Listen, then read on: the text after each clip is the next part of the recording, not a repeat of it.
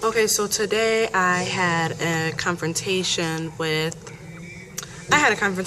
the assistant director at Warner Park because he called the police on a little boy this weekend on Saturday. He called the police, and so I've been looking for this guy. I've been looking for him all week since Monday, and today's Wednesday. So I just saw him today, so I went over and talked to him. I basically told him that I did not agree with him calling the police on the boy, and told him that, there should have been other ways to handle it.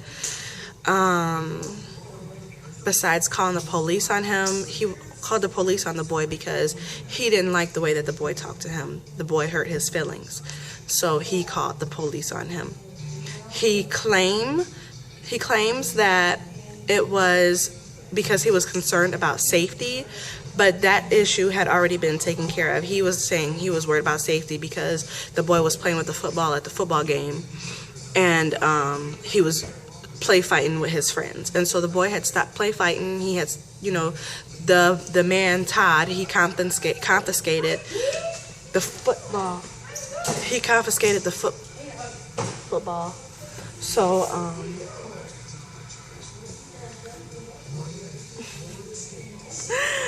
there's Caleb. Caleb! Caleb! Where are you going? Where did your brother go? Kayshawn? Hold on. Okay, I'm back. I don't remember where I was at. Where was I at? I don't even know where I was at with what I wanted to say. But anyway, he said that it was a concern about safety, but he had already got the football. He took the football away from the boy. So that wasn't an issue anymore because the football was gone. So he told the boy to go sit. He took the football away from the boy as a condition of being able to stay there was you lose your football, right? So, but then the boy, after he took the football, the boy went to go sit down, but he started talking crap underneath his breath about the guy. Now, so the guy calls the police because now he says, oh, I'm worried about my safety because you talking about me. But really, come on now, let's be real. You mad because he hurt your feelings. You didn't like what he said about you. So your ego done got in the way. So now you're going to call the police on this little boy who's between ages 12 and 15 years old. So that was the story about what happened. He called the police on the little boy. I saw that on Saturday. It bothered me. Like, I talked to the little boy. I talked to him then, and that's how I found out both sides of the story. And he didn't, the police came, but, since there was an adult to stand there with him, my dad was there to stand there with him, the police did not take any action. But I just worry about what could have happened if there wasn't anyone there to be an advocate for that little boy, okay? So that's what the premise of what happened on Saturday to lead to today, because it's really been bothering me. It really just made me think about Sandra Bland. She didn't have anybody there, for her. But then on top of that, after the police did what they had to do, they wanted to just try to take try to assert their authority. They just tried to take things further just for their own boost of ego, okay?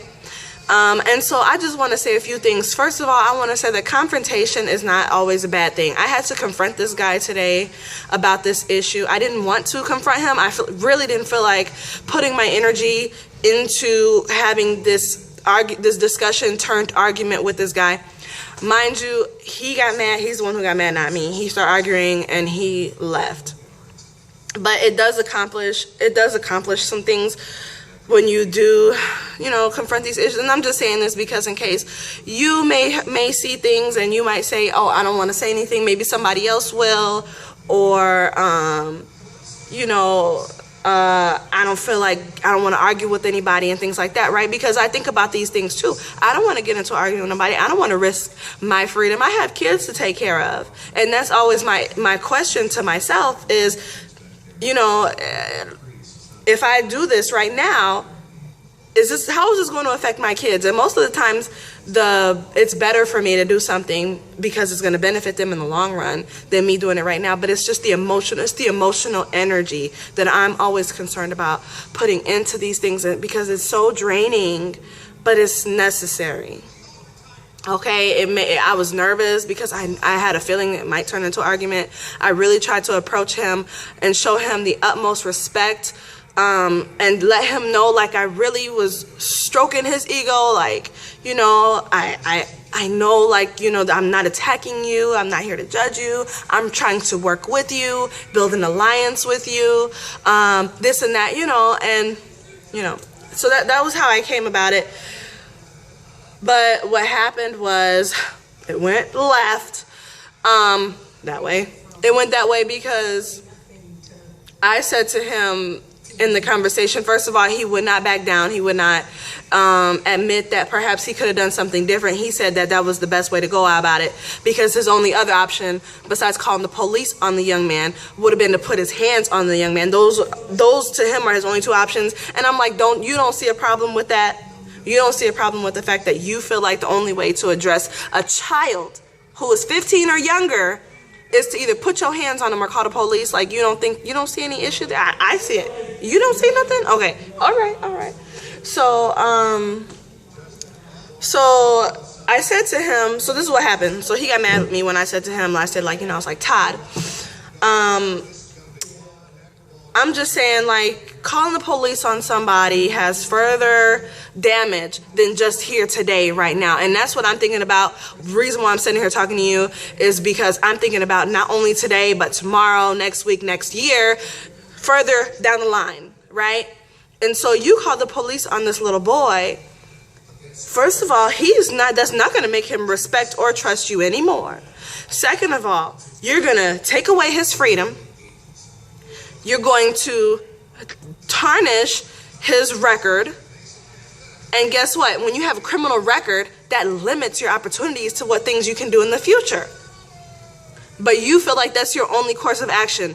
Step A, put my hands on them. Oh, I can't do that. So step B, call the police and take away their freedom. Those are my only two options. And you don't think there's anything wrong with it. So when I said to him, like, you know, we already know that there's already limited opportunities for black children, especially in this town, he goes, what are you talking about? I have a biracial grandchild.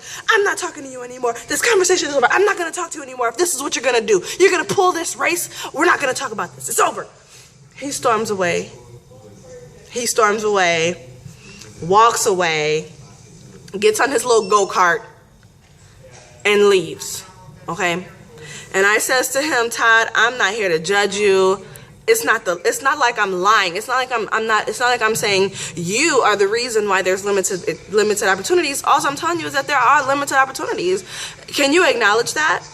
Acknowledging that there is racism, acknowledging that there is not equality, doesn't mean that you're a racist if you acknowledge those issues, okay? But you know what? Walking off might. Storming away might. If you get offended when I bring up an issue, maybe that might be something you might be feeling. But you said it, not me. You the one who brought your biracial grandchild into this conversation. I didn't bring that in out. You said it. But you know what? If I had to come for you already 2 times within these 3 months of this season, there might be something there. I'm just saying there might be something there, Todd, because I had to come to you. I had to come for you back in, I had to come for you. Huh? Because, now where was I at?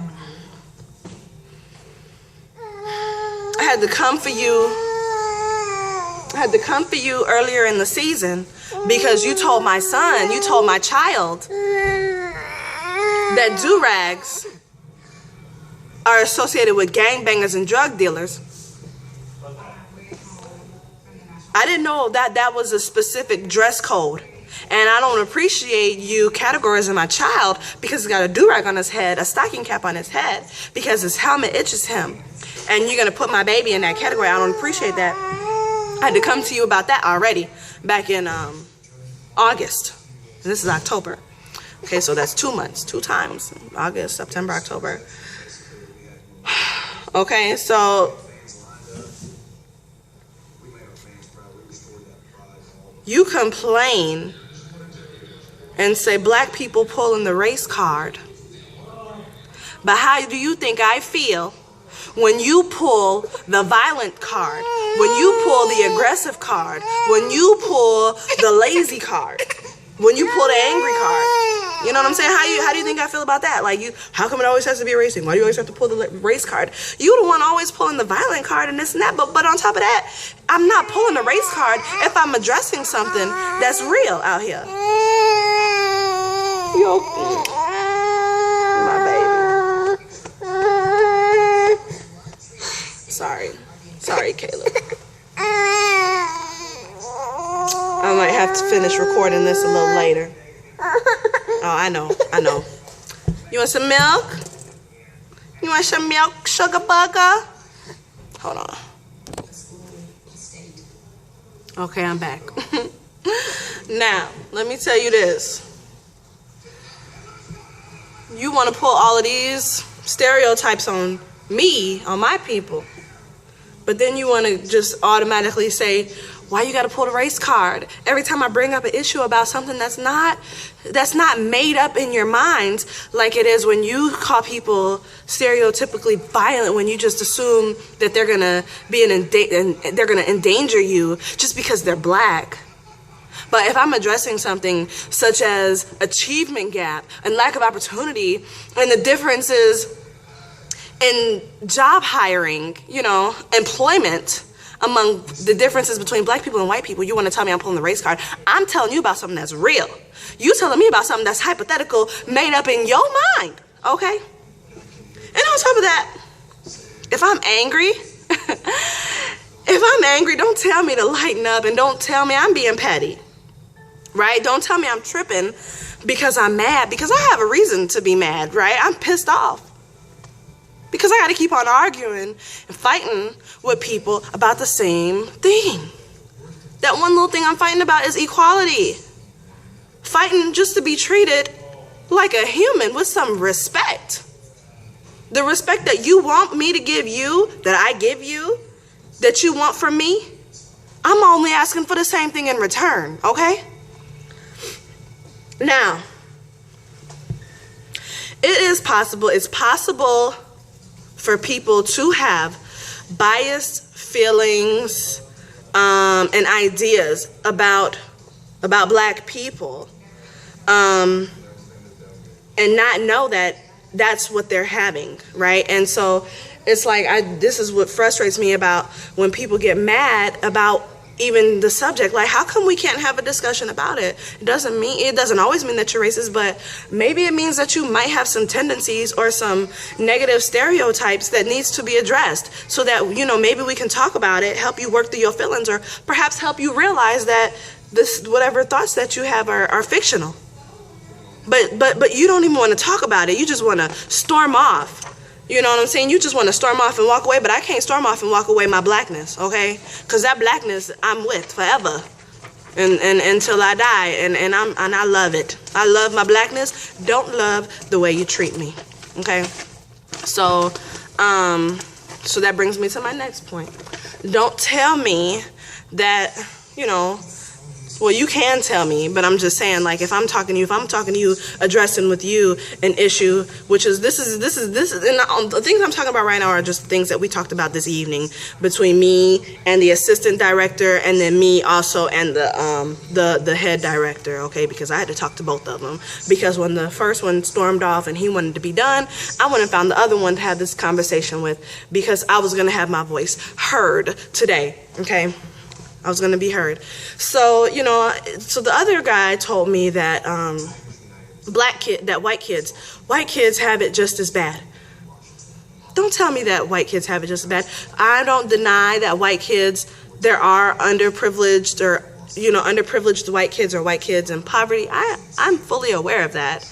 But don't tell me that it's the same, because this is what I told him. You have to take all the white kids in Madison, or just say all the white kids on the north side of Madison, and then do the percentages of how many of those white children are in poverty, are underprivileged, have lacking opportunities. And so then let's take all the black children in Madison or on the north side of Madison, and then do that math to see how many of them are in poverty. You're going to see that you're going to have a higher percentage of black people per population that are underprivileged than you have of white children per the entire white population who was underprivileged. Okay, so this is what I'm saying.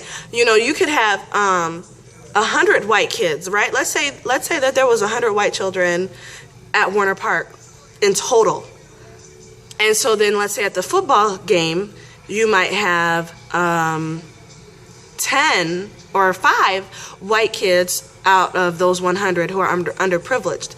But then let's say you have, and so you see 5 kids on this team, right? And then let's say that you have, I don't know how many kids are on the football team. So let's say that the football team consists of 10 people. So then we'll say that there's maybe there's going to be 7 white kids who are underprivileged on this football team, right? So then you're going to take the entire percentage of black people on the football team, of black people on the north side. So then you would have, perhaps, let's say you have 30 black kids on the north side, and then you take them and percentage of the total black kids versus how many kids are on the team at underprivileged. You'll have maybe 3 kids that are black on the football team, but that's still a higher percentage in total than the total that you have of white kids who are underprivileged. You only have 5 out of 100 versus 3 out of 30, or, you know what I mean? Does that make sense? I hope so. Anyway, moving on. Because I don't have much time left on my SD card. So then next I want to say that, you know, in addition, like we are recovering, you know, we're still recovering from 250 years of emotional, social, and economic disruption, okay? Within our homes, within our families, within our bodies, within our understanding of life in general, okay? And so we are recovering from that. We survived, but you know, we are still we're in recovery, and we're still fighting for freedom. We've only been free for 150 years, but we're still not free, okay? So, you know, don't tell me that you guys have it the same when you're not recovering from all of this upset. You're not your families, you know, you're not recovering, you know. So I know everybody has problems, but come on now, don't try to tell me that I'm just making things up. And don't try to, and it's so insulting when you refuse to talk about it and exist and act as though it's nothing. We treat every child the same. Good. You should treat everyone with equality. But your equality, but you should treat everyone with equality. But you should not also treat certain children in the population more aggressively than you treat others, okay? So what else do I want to say? Some people may ask me if I'm so pissed off with Warner Park, right? Because I had to address them twice now. If I'm so pissed off with them, why do I keep my son there? Why should I let him play on their football team? Like, why don't I just put him somewhere else where he would be appreciated and celebrated and all of that? You know, that's a good question. And I just want you to know that my son, he has his mama. He got me. His mama has his back. And I'm there, you know, I'm there. And on top of that, like, you know, it's just like I can't, because this issue is not just centralized to just this one organization. My baby is really trying to take my headphones out.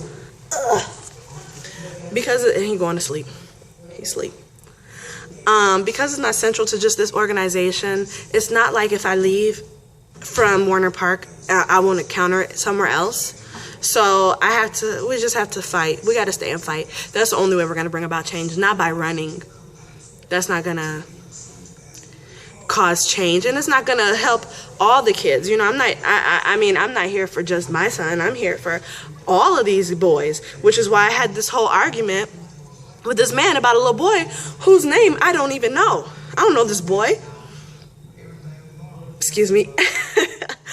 I don't know him. But that could have been my baby. And that scares me. So we gotta fight. We gotta fight for change. And this is all, you know, full round circle. I didn't want to have this confrontation tonight. I really didn't want to, but I had to. And at the end of the day, I asked, you know, I kept saying, like, what can we do to make a plan beyond calling the police? Like, so that's not your first thing that you're gonna do, is call the police. And he didn't have the answer. He just was like, that's all we can do. That's all we can do. And I'm like, okay, well, that's not all you can do. So are you saying that you can't do it because you don't have the time? Because then maybe your issue is staffing. Oh no, we have hundreds of staff. Okay, so you have staff. Then how come somebody couldn't just sit there and talk to this little boy for a couple of minutes? You know, I talked to him. Why couldn't somebody just talk to him, have a conversation with him before just calling the police? Because all you have to do, anybody who deals with, you know, teenagers knows, all you have to do is ask them a few questions. Hey man, why are you tripping? But guess what? That's something that you would only know if you're used to dealing with you got to learn how to deal with that culture. But you two, you want to deal with them, but you don't want to deal with them. You see what I'm saying? You want our money, right? Because we pay for our kids to play, but you don't want to deal with our kids. You don't want to deal with them. And so he said, this child is asleep and messing with my headphone. Oh my gosh. This boy is asleep. Okay, hold on.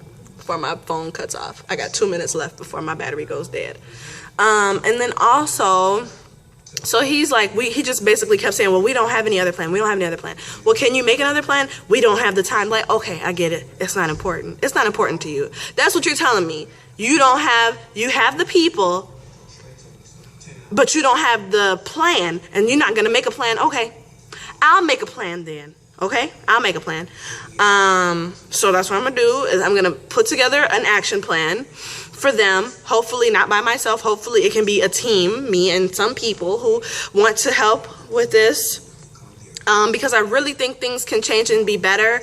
And so I have to figure out how I'm going to go about organizing this, or whoever would like to join or partner with me, we can all work together. But it's draining, and the strength, it definitely comes from somewhere internally and externally. But it's so draining, I swear. But I mean, it's not important to him. Clearly, he just basically said it's not important enough for him to do anything different than what he's been doing. He says, we've been doing it for 15 years, blah, blah, blah. And so then he's okay. He's okay with doing what he's been doing. I get it. I hear you. You don't care. It's not important to you because you don't deal with it. You don't deal with it. So, okay. We'll make a plan, and I expect you to utilize it. So there'll be a proposal, a meeting held sometime early November. So we need to be ready. So we need to work and get a plan together. So that's the end. Bye.